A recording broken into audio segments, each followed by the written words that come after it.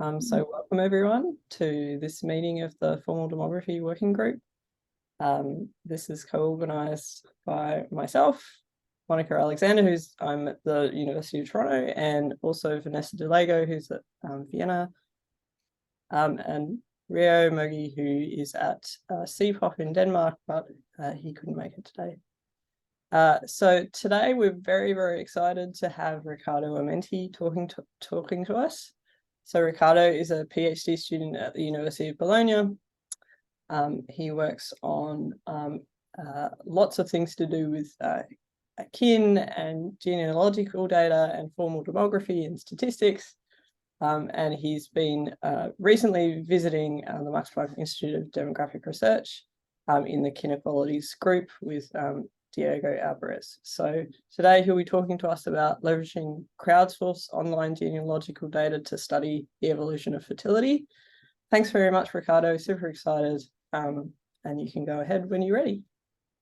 Okay, thank you so much, Monica, for the very nice introduction, and really thank you, Vanessa and Monica, for having me here and letting me present my ongoing research. I'm very excited. So the title of my talk is Leveraging Crowdsourced Online Genealogical Data to Study the Evolution of Fertility. So let me start this talk by telling you about what are actually online crowdsourced genealogies. So just to have a very brief introduction. So they are basically websites that enable a decentralized network of users to reconstruct their own family histories thanks to bottom-up user-generated content. So over the last few years, several websites of this kind have arisen.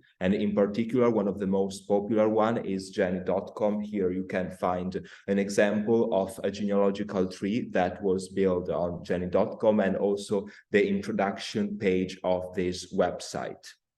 And I do think that this kind of website can be very useful because they contain, in the end, a network of profiles that regard people whose life courses unfold across different centuries and whose kin ties are not restricted by national boundaries. And so I do think that they provide a unique opportunity, first of all, to investigate the evolution of long-term demographic processes, but also since they have kin ties, they also allow to study the intergenerational transmission of demographic behavior and also possibly to study demographic changes, but from a kin perspectives. Of course, despite their great potentials, these data do come with many drawbacks. This includes different types of bias,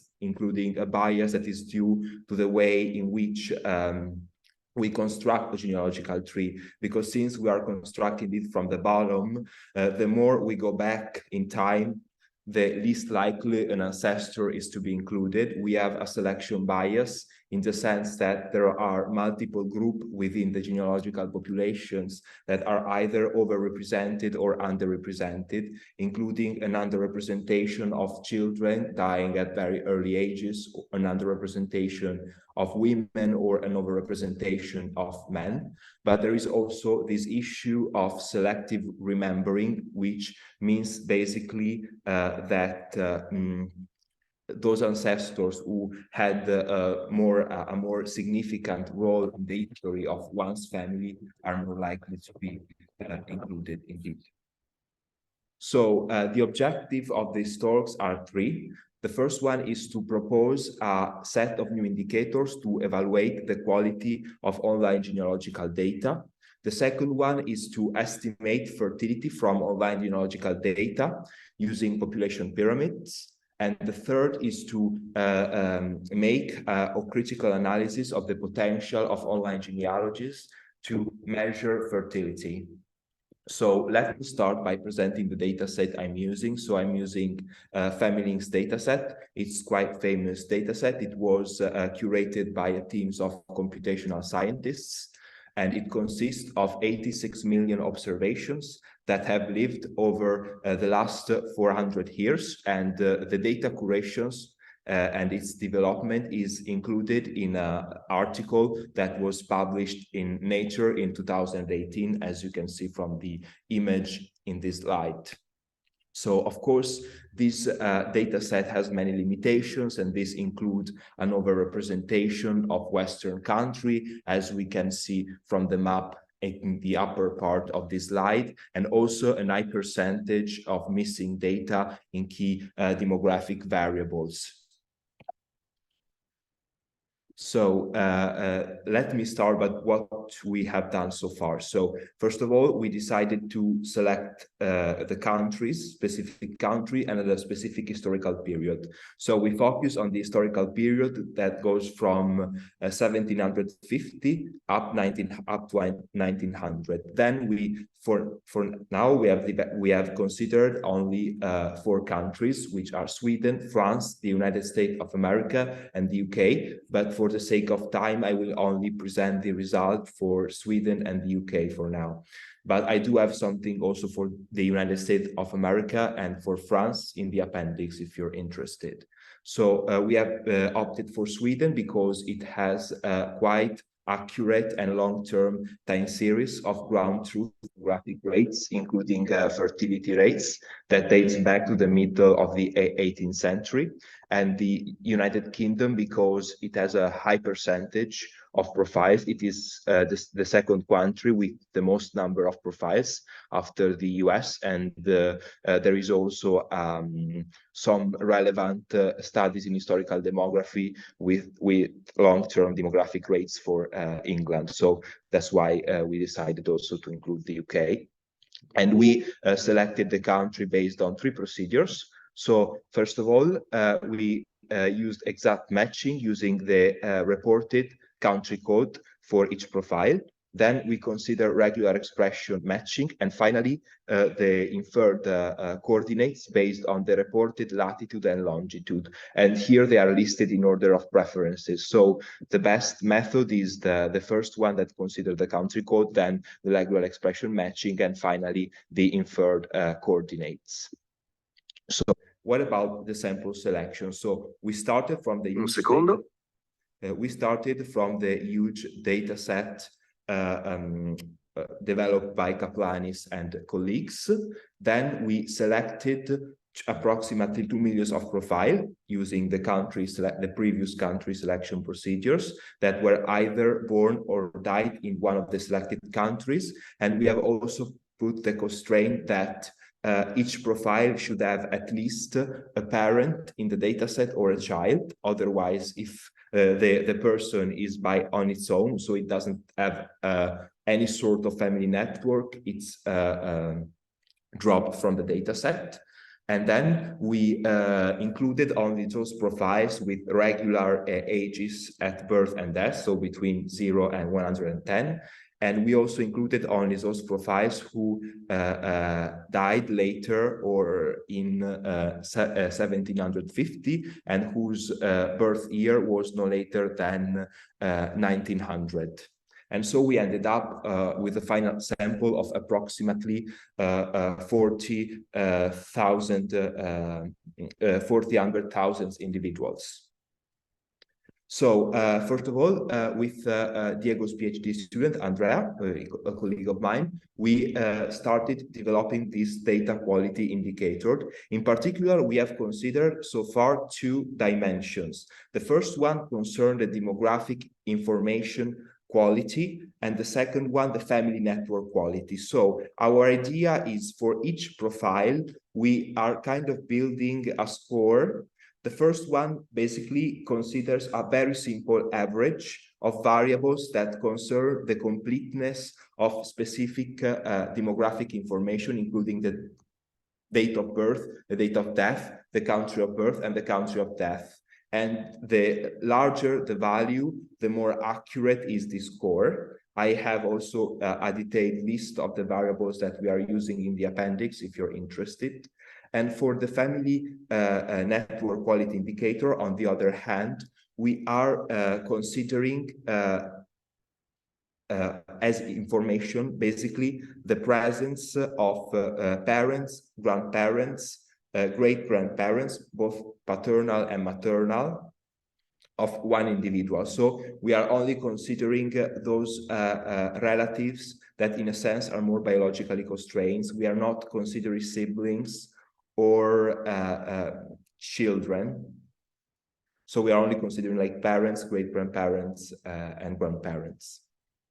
So regarding the performance of this indicator here, it's a neat map. What we have done here was to consider all individuals, so both those who migrated, so that were born and died in different countries, and those who were born and died within the same country. So here you can see the median of the demographic quality index classified by the century of birth of the individual, and also according to its country of birth and death. And what we can see here in particular is that the median of this indicator is much better during the 18th century and the 19th century, which kind of justifies the choice of the historical period. And also what we can notice is that those profiles who did not migrate tend to have better demographic information with respect to those who migrated, or who at least were born and died in different countries. And a similar performance can be observed in terms of the median of the family quality index. So we have kind of done the same procedure as in the previous slide, but with the family network indicator. And again, here we can clearly see that we do have better information during the 18th century and the 19th century. And of course, maybe I omitted this, but for our sample selection, we only considered in the end those profiles who were born and died within the same country. So the profiles who migrated have been dropped from our analysis. So in the end, what we have done was to assign to each profile an overall score of data of its quality. And the idea was to just for now take a simple average of the demographic quality index and the family quality index. And then what we have done basically was to identify multiple thresholds on the country-specific distribution of this overall quality indicator. Because once we have the score for each subject, what we have done was to build the index distribution within each country. And then we have identified the three main thresholds, which were the first quantile, the median, and the third quantile. And in this way, what we have is that for each country, we have samples characterized by the subject with the kind of best information.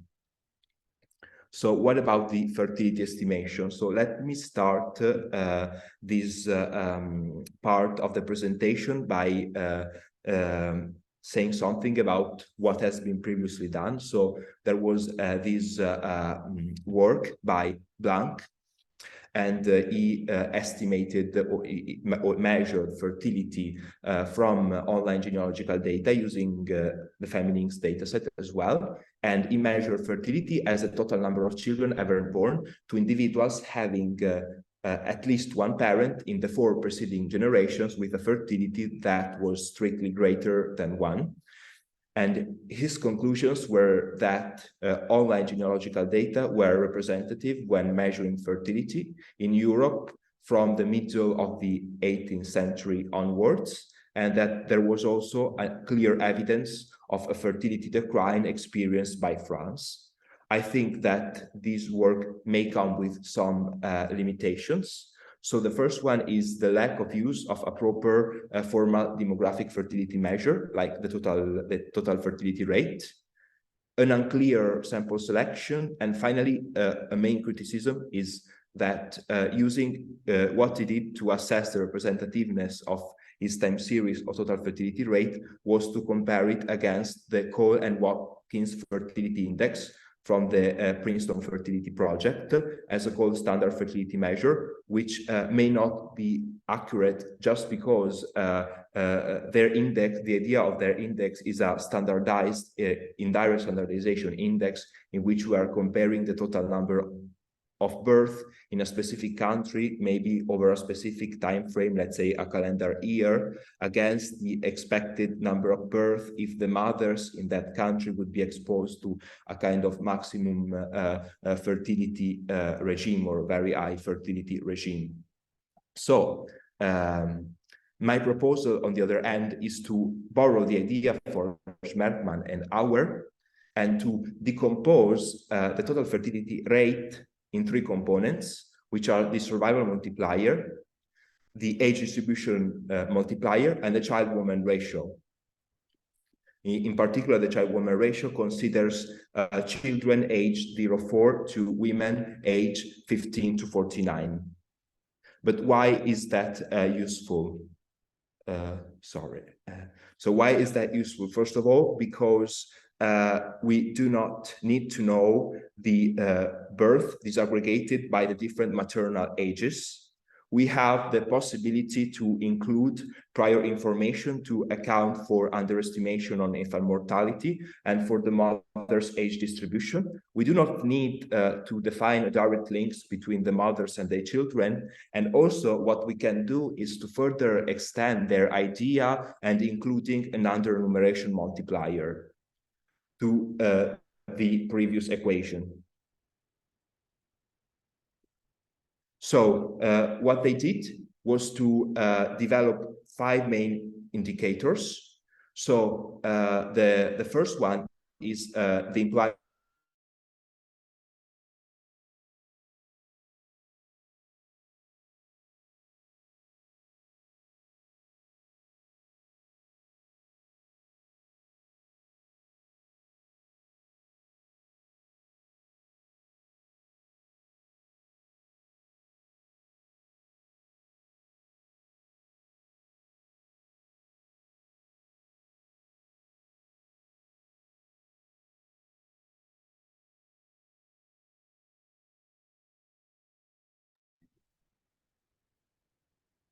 I think we might have. Sorry, everyone. Yeah, we probably lost him. We've lost him.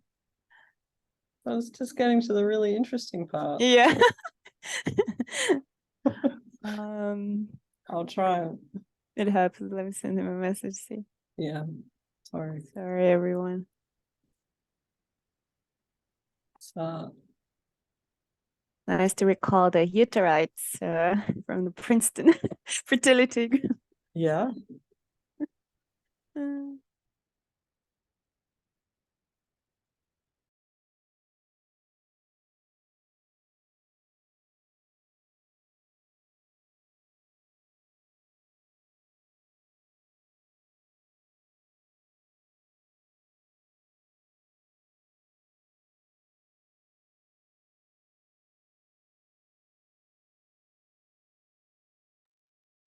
Well, I guess while we were waiting, Diego, sorry to single you out here, but were you working on this project with Riccardo? Yeah, hi everyone. So this is Riccardo's project. It's part of his PhD, and he was visiting the Max Planck Institute, and then we collaborated a bit on it. But it is fundamentally his project. The use of Carl and Matt's children to women ratio estimate of the TFR is cool. Sounds very cool. Yeah, I think Riccardo has done a nice job and sort of using different measures and comparing them. So hopefully he will be able to join again to explain how he did it. Yeah. I guess sorry. So no, I will try to message him. I think I have his number. Okay. Okay, I've that's tried to better because I email. only have his email. I just Yeah. sent something. I think he may have had a connection issue.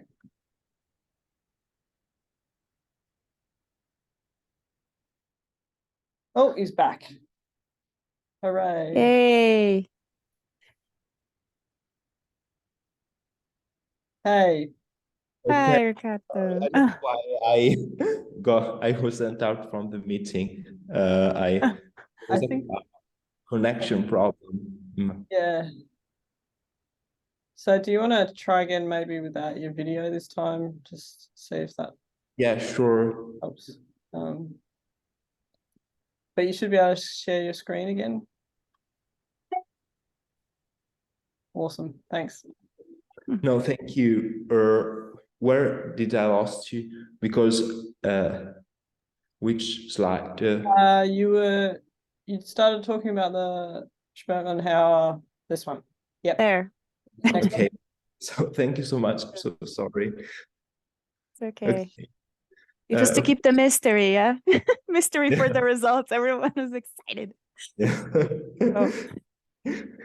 So basically, so I think that this approach developed by Auer and Schmertmann can be quite useful in this setting because we do not need to know the birth disaggregated by maternal ages. We also have the possibility to include prior information to account for infant mortality and for the mother's age distribution. We also do not need to define direct links between mothers and their children. And also we can extend their approach by including a further piece of information in the previous equation, an additional component like an under enumeration multiplier.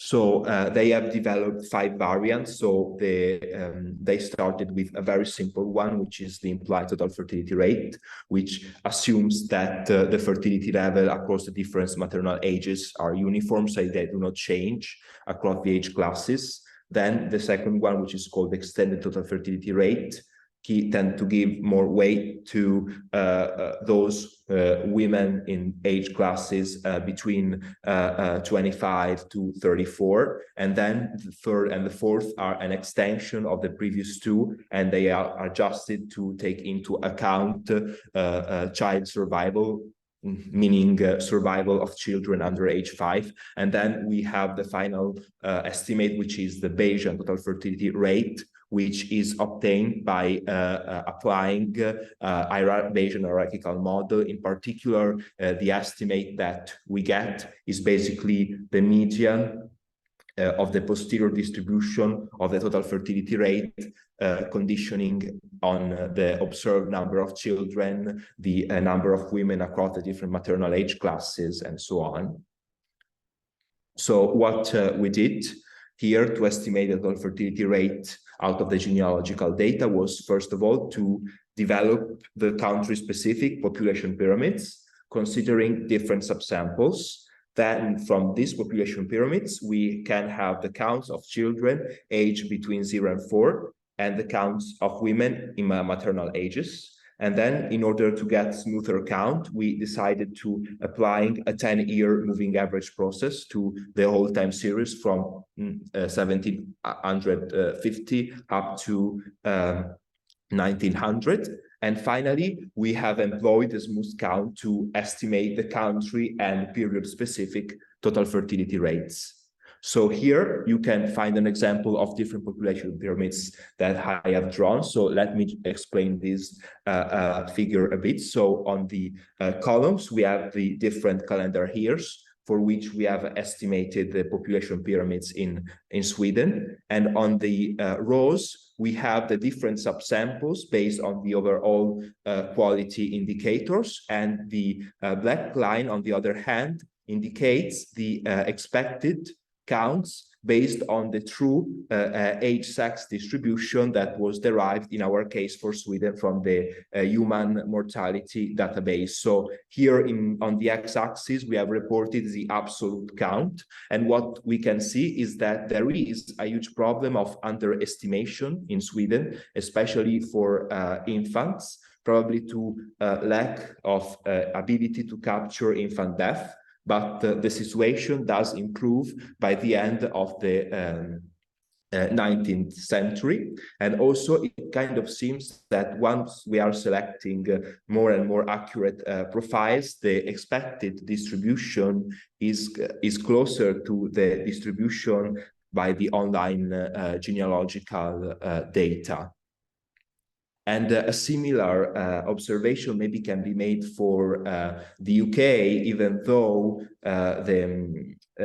the bias, especially at the lower ages, seems to be higher, for example, in 1950. So again, here the idea is the same, but instead of using the human mortality database, data which are not available for the English population, we have used the data from IPAMS. And again, we can see that there is a slight improvement, or at least that the genealogical based population is closer to the expected ones when we are selecting those profiles, or we are only keeping those profiles who have, in a sense, more accurate information. Because, like, for example, on the last line, we are only considering those profiles whose value of the indicator is above the third quantile of the distribution for the UK in this case. So now what we have done was to, first of all, estimate the extended total fertility rate and the implied total fertility rate for the two countries. So here we are not taking into account the infant mortality. And what we can see for both Sweden and the United Kingdom is that there is a huge downward bias in the total fertility rate estimates. And this is true for all the different sample selections, even though if we consider the most accurate sample, we have a higher level of fertility. And what we can also notice for Sweden is that there is a convergence between the genealogical based estimates and the true ones from the human fertility collection. And this result was also stated by Diego and Stelter, that genealogies are more representative toward the end of the 19th century. And so what we did now was to also include the mortality estimates. So for Sweden, we do have the complete series from the human mortality database, while for the UK, we have some data from Ringley and his book on the history of the English population for until the 1940, and then we have the data from the human mortality database, so we are able to have the complete time series. But for the Ringley part, we have huge time intervals in which the probability of dying under age 5 stays the same. And so we are kind of assuming that for larger time periods, the infant mortality is the same within the genealogies. So now we have tried to estimate the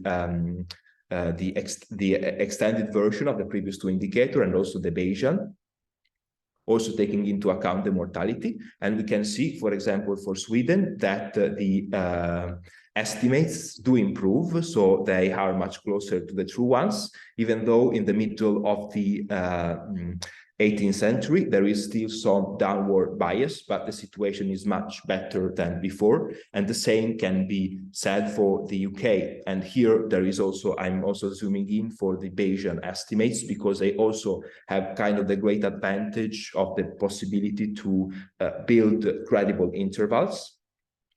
So the representation gets much better even for the UK, but there is still some bias here.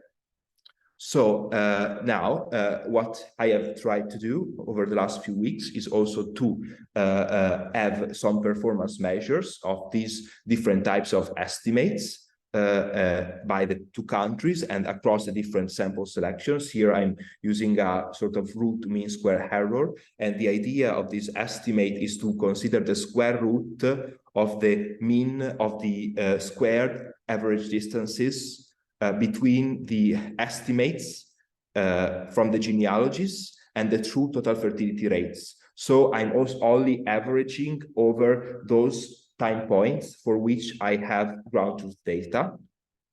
And what we can notice is that these error measures decreases as we consider samples with more and more accurate information. So for those who have an overall quality score that exceeds the 25th percentile, we tend to have lower root mean square error. So now my idea was to sort of add to the previous decomposition another enumeration multipliers that also takes into account possible categories who may be overrepresented or underrepresented. So I'm adding this piece to the decomposition. So my idea was, okay, let's consider only the samples of individuals whose overall quality score exceeds the 25th percentile. We can pick a test country for which we have a complete time series of ground truth total fertility rates over the whole historical period, for example, Sweden. Then we can invert the previous formula and just isolate on one side the under enumeration multiplier. And here for Sweden, we can use the true total fertility rates. Here we use the genealogy-based number of women between 15 up to 49 over the number of children aged 0 to 4, so the true survival multiplier and the age distribution, which I assume in this case to be 7.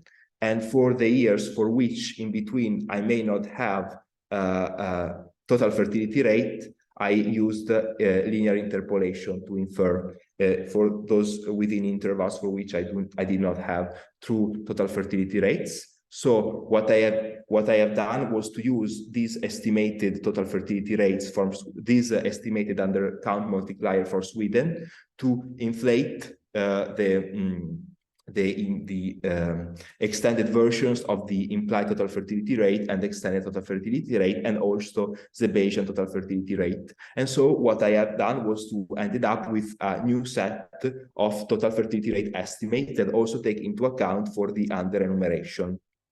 So these are the results for Sweden. And what we can notice is that for all the estimates, there is a decrease in the root mean square error and a further improvement in the representativeness of the genealogy-based total fertility estimates. And kind of the same is true for the UK. There is a slight improvement. The improvement is particularly evident for the Bayesian total fertility rate estimate. And of course, what I need to stress here is that this is very preliminary, and I only have used the undercount multiplier for the Bayesian estimate as a scale factor. So I have not included it as a prior, as I should, and I want to do in the future, because of course, this is just rescaling in the end the posterior distribution, and we are not taking into account, even in the confidence interval, the uncertainty that is carried also by including this undercount multiplier as a prior and possible assuming a distribution for it. So what are the main limitations? So one is, of course, this about the undercount multiplier, but also a downward bias of the total fertility rate, an underestimation of infant death from genealogies, also kind of skewed population pyramids because there is an overrepresentation of male individuals, and we have seen from the plots. We have also different missing ground truth data covering early historical period, especially, and this is true for most of the considered country. But I think that a Bayesian perspective is very useful in this setting because we have the chance to really include expert knowledge and maybe make some assumptions even regarding the infant mortality of specific country and maybe the speed to which in this period the mortality decreased. So we can also maybe do, for example, for the US, for which we do not have ground truth data, we can make different assumptions regarding the way in which the infant mortality may have decreased over this century and kind of maybe see what would be the different fertility patterns.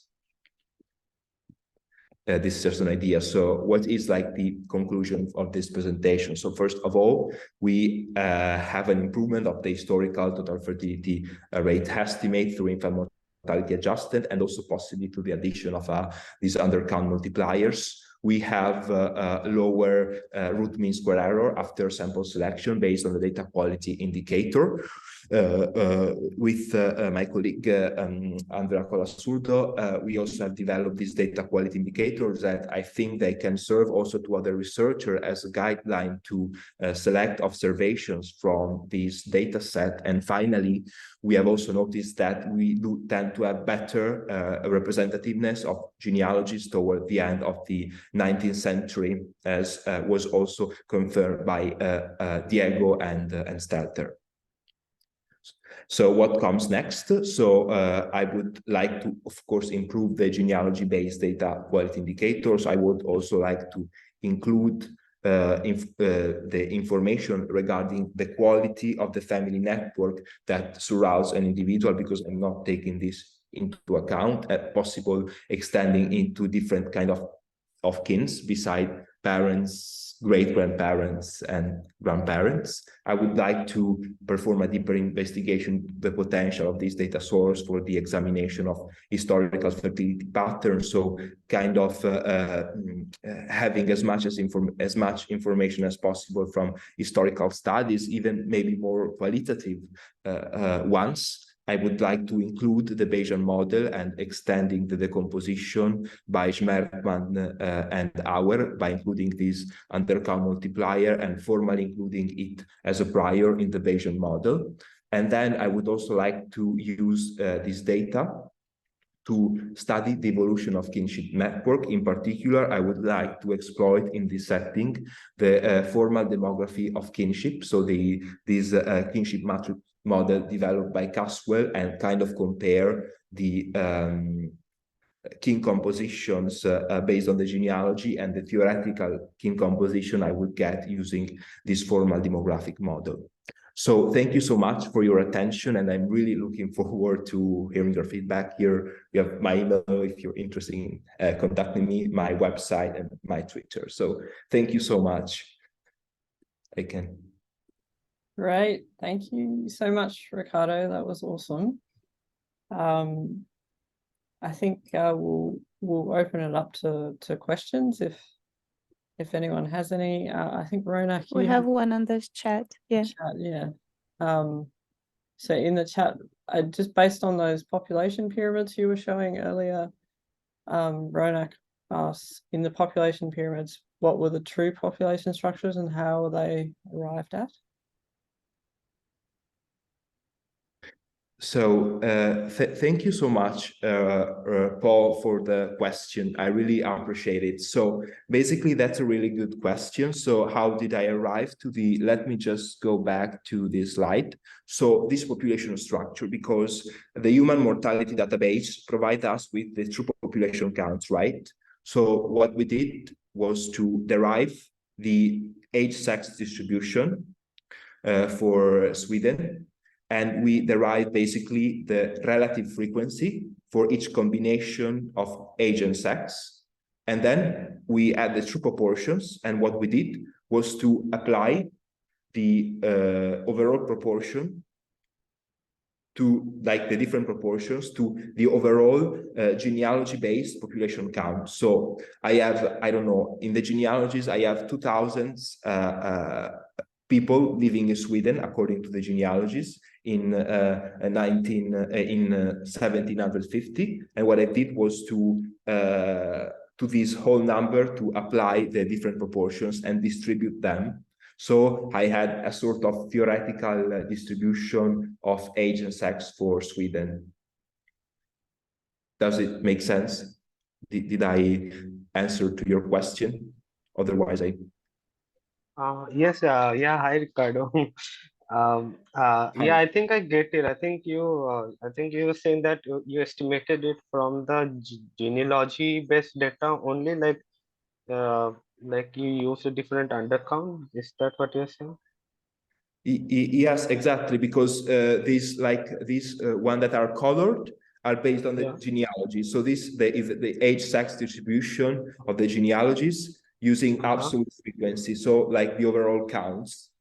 This is also, we have decided it's also after the talking with Diego, because I think it's easier even to foster like a possible problem of skewness of the population pyramid. So there is like a preference for males, so overrepresentation of males, while this black line is underlined to show how the distribution of the counts would have been if they had the age-sex distribution based on the true population data.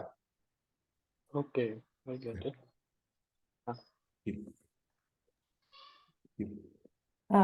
Tom, and then Jim. Riccardo, this is very interesting. I really enjoyed it. I have just a few comments and a suggestion. Sure.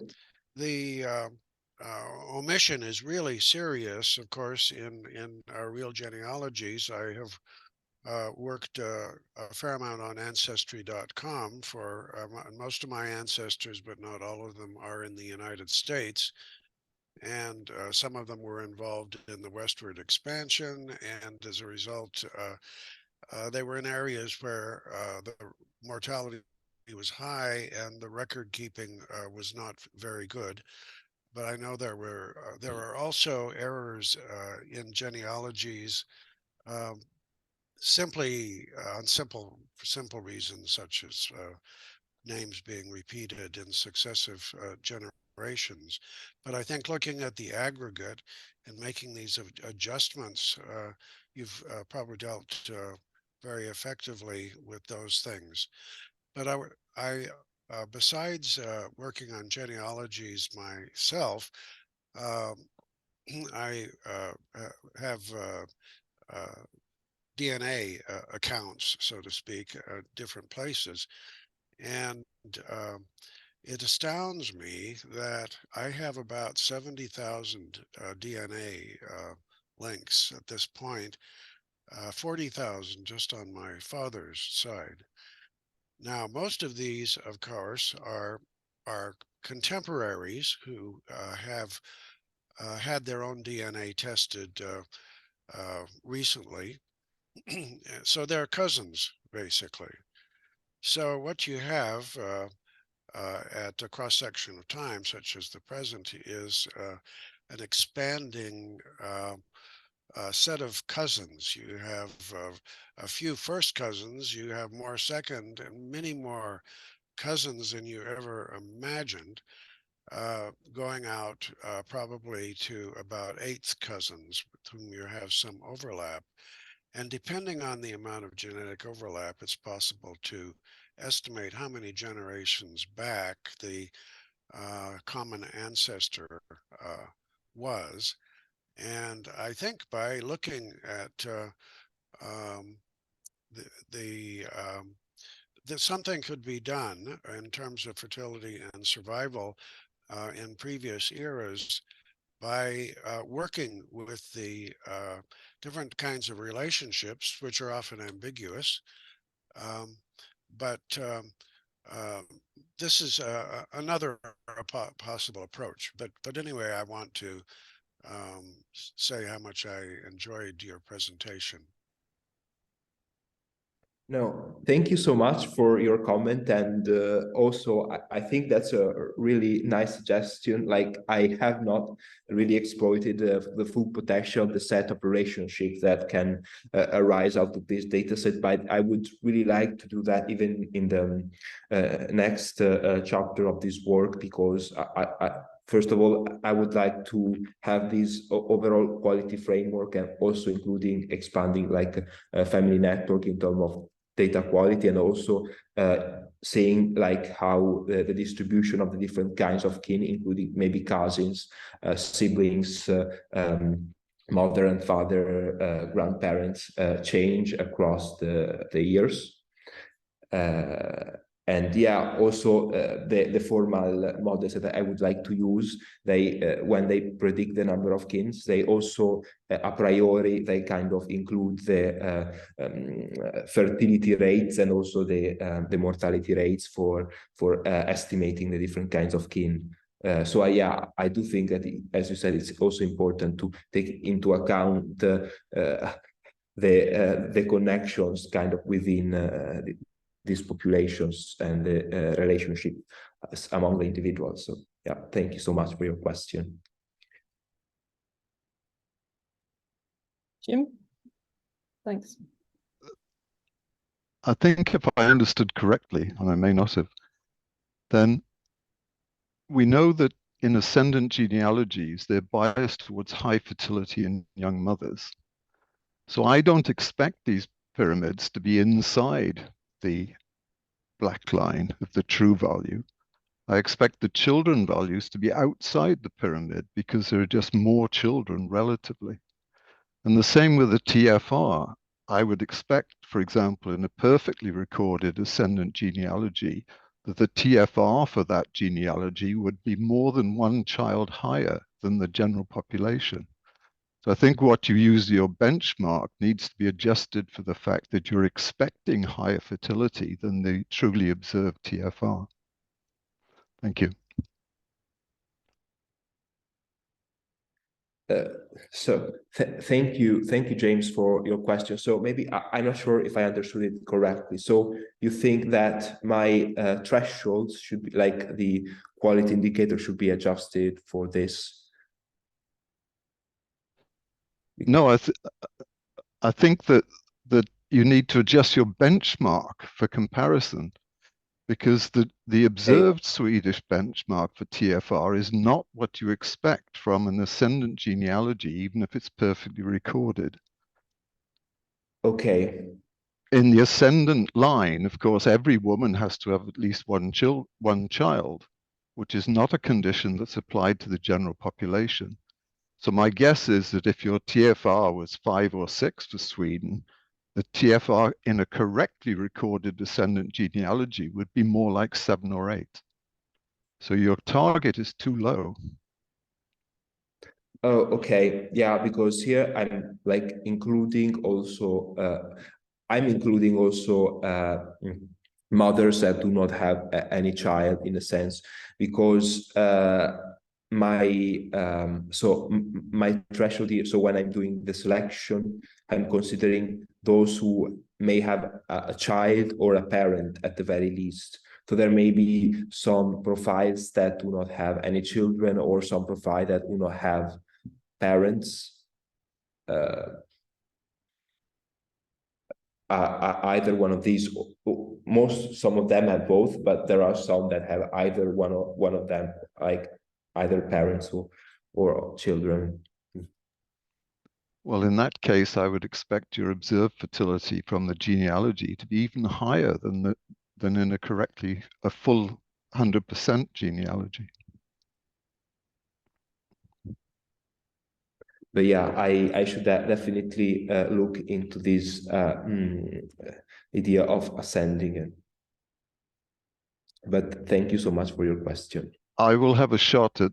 I did some work on the one of the French genealogies, and I will have a shot at trying to calculate how much higher the TFR should be in an ascendant genealogy than is actually known for French TFR. So that would give us an idea of the scale of the problem. So yeah, I really appreciate if afterwards you can also share your work, or you can.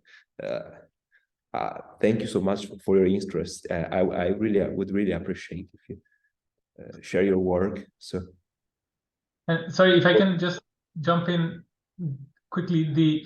So I think this is a very good point, and it is also something that Liliana Calderon, who is in the call now, is looking into, using demographic microsimulations that are perfectly recorded. Sort of like, what if you reconstruct TFR, keeping only ascendant line, sort of how that differs from what you would expect. And so maybe when Liliana's results are out, that is something that could also contribute to this line of work.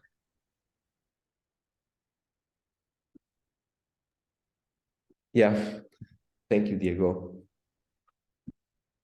Thanks. Yeah, it seems like a great use of simulation, because if you can use SOCSIM, well, yeah, that's a great idea. Using SOCSIM to get a perfect record and then reconstructing a genealogy to see what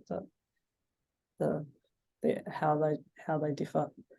Tom, you have another question? Well, just following up on what James said, if I understand the data, genealogies include people who did not themselves have children as siblings.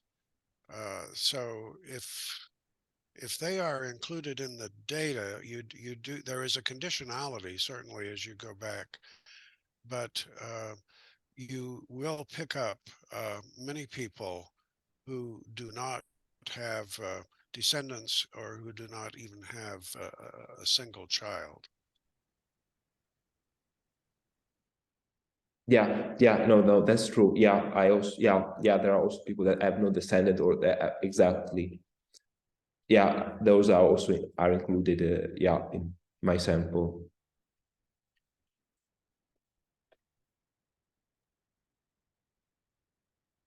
Great.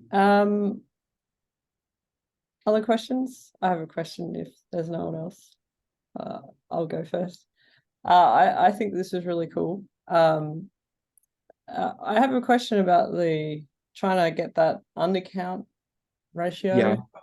the estimate Yeah. of that. So, as you might know, that Michael, who's on this call, Michael Chong, Diego, and a few others, we tried to work with these data to come up with life expectancy estimates, and thinking about these bias adjustment factors out of sample, I think is a really hard problem. Like, so you're at the moment you're trying to adjust up to like a truth that you have based on the genealogical data, and so you kind of have that adjustment factor. But have you thought about, okay, how can I get a sort of general set of adjustment factors that I can then apply to a country or a population where I don't know the truth, to get some sort of estimate of a fertility rate from the genealogy data? Yeah, thank you so much, Monica, for your question. Yeah, I've been thinking about it quite some time. So my idea, let's say, so is to, for those countries for which I do not have ground truth data, like the US, for example, even France early on in the historical period, my first idea was to, okay, simulating maybe for example, the series of infant mortality rates. So based maybe on historical studies, like assuming that up to a certain period, for example, the total infant mortality was quite high, and maybe is constrained to be within some values, and so I assume that the risk of death is kind of within a boundary for some time, and then kind of assume a timing for the transitions, for the time at which this probability starts declining, and maybe assuming some kind of different speeds of decline, and then using this as kind of possible estimate for the mortality, for the probability of death under age 5. So this could be an idea. So I think the patient perspective is indeed useful, because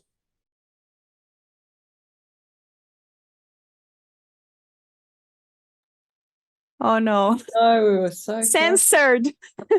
Bayes, no. He was just, the Bayesian approach is useful because we can also try to use some numeric, some priors. It doesn't have to come maybe direct in historical knowledge, and try to incorporate. I don't know, that maybe that could be an idea. Very good. Riccardo, can you just turn off your video? Sorry, we lost you there. Sure. Because Sure. we're losing you, so maybe. Okay, sure. But thanks. No, that's an interesting idea. Jim, you've got another observation question? Yeah, I wanted to make the rather obvious thing that historical demographers have when they do these family reconstitutions, they have a whole set of rules of deciding whether data is accurate or not.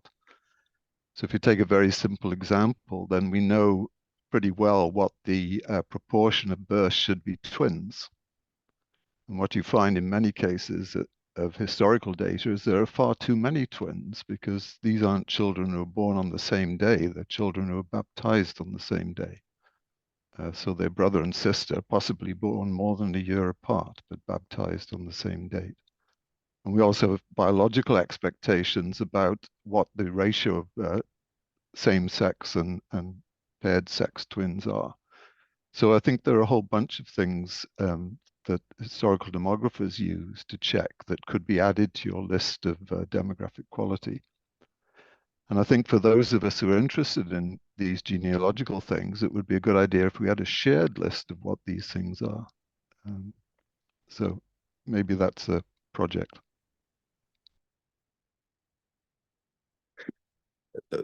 No, yeah, I think this is a really good idea to go to this kind of information. Yeah, and I think it's I do agree. Right. Yeah. Any other questions or comments from anyone?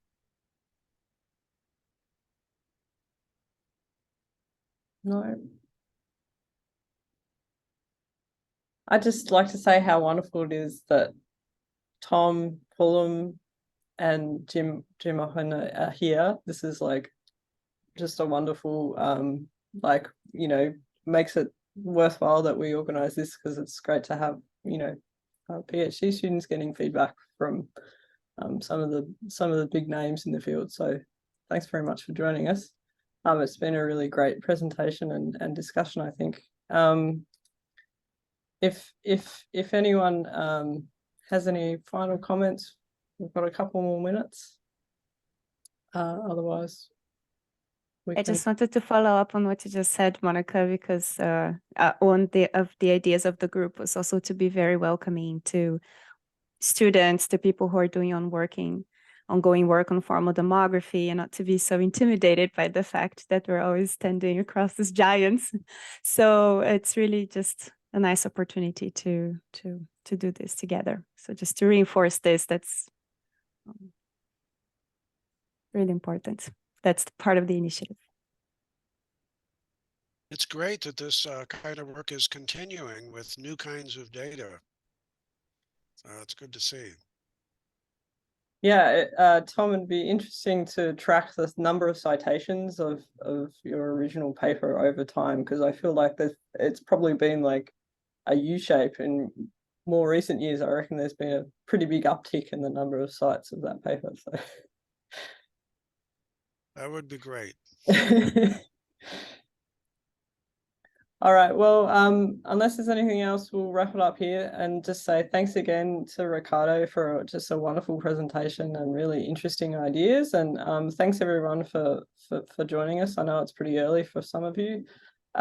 So stay tuned for info about the next meeting. And other than that, yeah, see you again soon. Thanks very much. Thank you Thanks, so much. everyone. Thank you. Bye-bye. Thank you so much. Bye.